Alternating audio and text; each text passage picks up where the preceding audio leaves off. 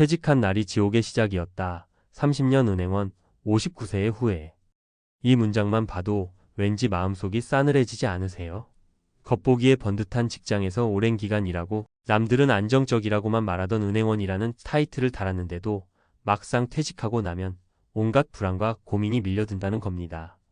사실 우리 주변 어디를 둘러봐도 자기 일자리에서 최선을 다하다가 퇴직과 동시에 혼란스럽고 막막한 상황을 겪는 분들이 생각보다 많아요.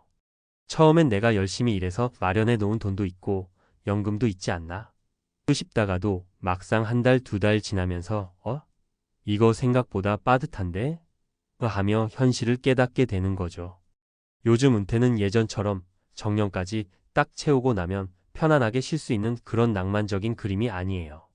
50대 중반 혹은 그보다 조금 더 이른 시기에 퇴직 통보를 받거나 희망퇴직을 하게 되는 일도 흔하고 정년까지 잘 버텼더라도 막상 막을 내리고 나면 앞으로 30년은 더 살아야 한다는데 하는 심리적 압박이 그 어느 때보다 크게 다가옵니다.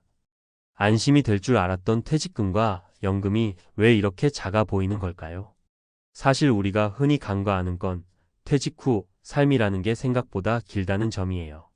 잘 계산해보면 60세쯤 퇴직해도 80세, 90세까지 인생이 이어질 수 있잖아요.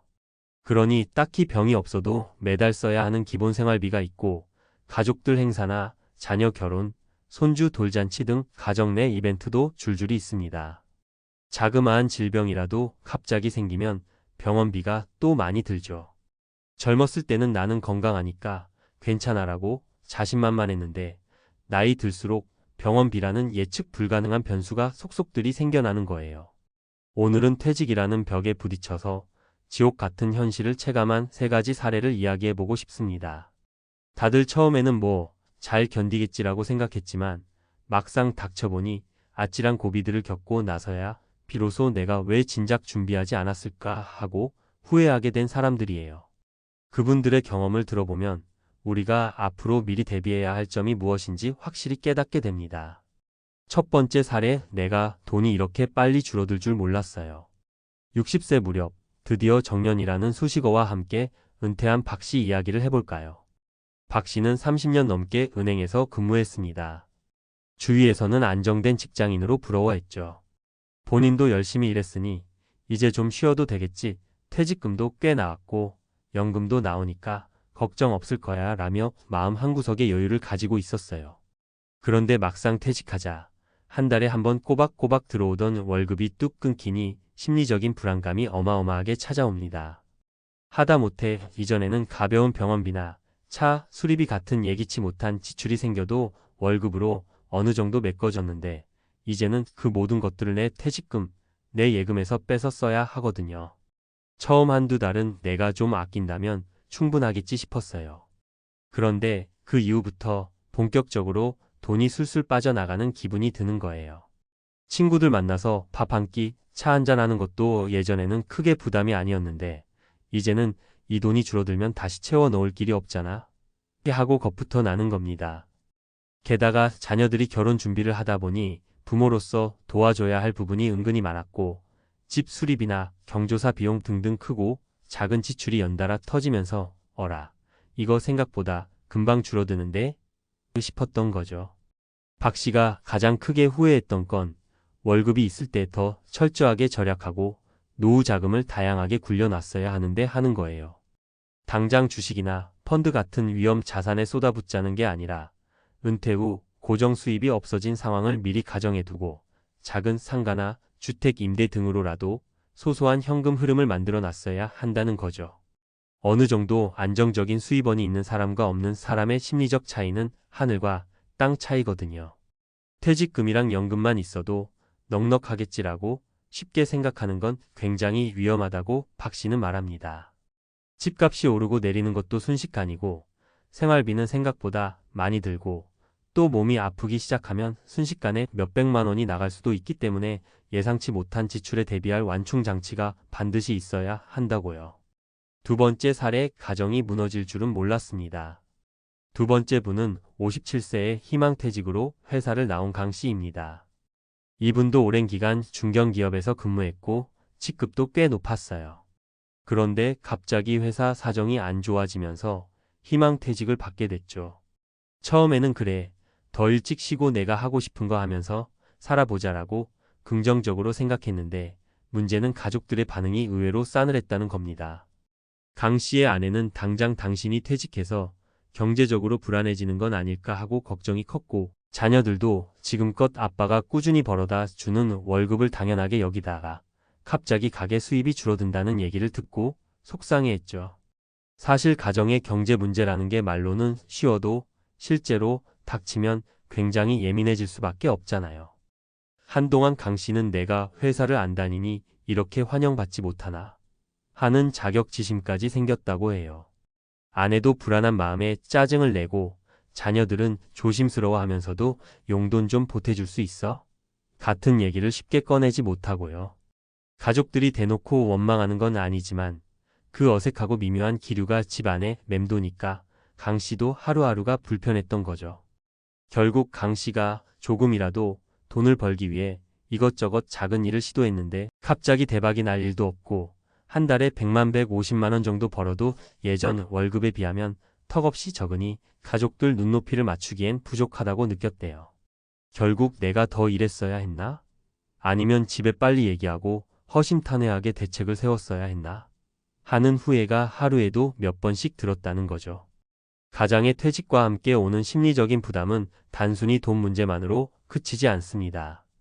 거기에 가족 간의 커뮤니케이션 문제와 역할 변화가 맞물리면 가정 내 분위기가 크게 흔들릴 수밖에 없어요. 강 씨가 조언하는 건 내가 먼저 마음을 열고 가족들과 진지하게 대화하는 자리를 마련했어야 한다는 점이에요. 미리 서로의 입장을 솔직히 털어놓고 앞으로 몇 달 뒤에는 정확히 얼마의 수입이 줄어들 것인지 어떤 방식으로 가계 지출을 조정할 것인지 그리고 서로가 바라는 생활 수준이나 역할 분담은 무엇인지 구체적으로 논의했으면 훨씬 나았을 거라고요. 세 번째 사례 퇴직 후에는 소속감도 사라집니다. 마지막으로 소개해드릴 분은 55세의 중소기업 사무직으로 일하다가 어쩔 수 없이 퇴직하신 이 씨입니다. 본인은 60세까지 근무할 수 있을 줄 알았는데 회사가 구조조정을 시작하면서 예고 없이 퇴직 통보를 받았어요. 요즘 세상에는 정년이 보장된다는 말도 점점 옛말이 되고 있잖아요. 그런데 막상 퇴직하고 나니 돈보다 더 힘든 건 내가 어디에도 속해 있지 않다는 느낌이었다라고 토로하시더라고요.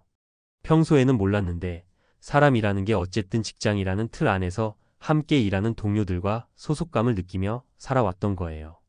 아침에 출근하면서 내가 오늘 맡은 업무를 해내야지 하는 책임감도 있고 회의 때 이거 이렇게 진행합시다 하라고 의견을 내면 내 위치가 있고 퇴근 후엔 동료들과 술 한잔하면서 하루의 스트레스를 풀기도 하고요. 그런데 퇴직하는 순간 그런 당연하다고 여겼던 일상 전부가 사라져버리니 생각보다 큰 허무감과 외로움이 몰려옵니다. 돈 몇 푼 모아놔도 집에서 혼자 밥 먹고 혼자 TV 보면서 하루를 보내는 게 점점 괴로워진다는 거죠. 주변 친구들이나 지인들에게 전화해봐도 다들 각자 바쁘고 직장 생활이나 사업으로 정신없어서 평일 낮에 누가 놀자고 연락하면 의외로 반가워하기보다 이 사람은 왜 낮부터 시간이 남지? 싶어 할 수도 있으니 눈치가 보이고요. 이 씨가 스스로 극복하기 위해 선택한 길은 사회공헌 활동이었어요. 처음에는 봉사활동으로 시작했다가 관심이 생기면서 공익 관련 단체의 파트타임 직원으로 들어가서 서류 업무를 돕게 됐죠. 물론 월급은 기존 직장에 비해 훨씬 적지만 본인은 이렇게라도 소속감을 느끼니 다시 살맛이 난다고 해요.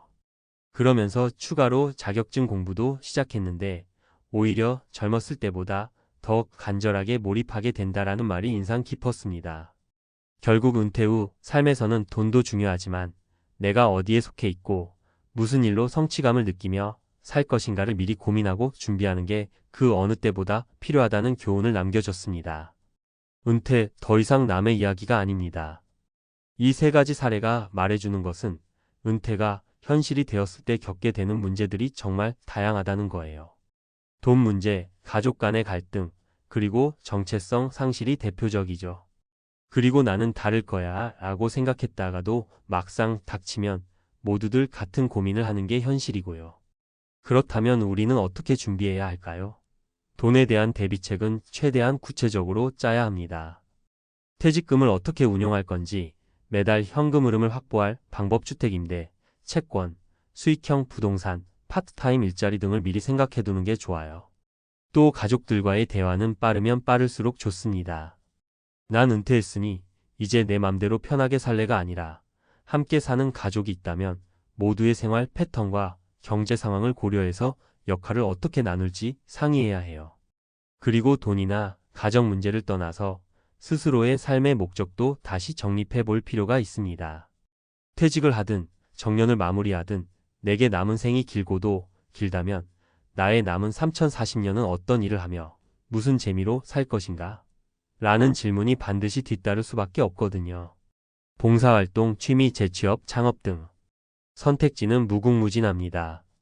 문제는 아직 준비가 안 됐다며 미루다 보면 막상 퇴직이라는 순간이 오고 나서야 허둥지둥하게 된다는 거죠. 퇴직한 당일은 분명 눈물겹게 아쉽고 섭섭하고 한편으로는 홀가분한 감정도 있을 수 있습니다. 그러나 그 이유가 정말 중요합니다.